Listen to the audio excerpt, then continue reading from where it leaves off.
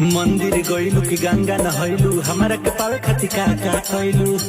तो सुनी हर साल हम शिव के मननिए राजा मननिए राजा तबे राउर दुल्हनिया कहनिए राजा तबे राउर दुल्हनिया कहनिए राजा तबे राउर दुल्हनिया कहनिए राजा तबे राउर दुल्हनिया।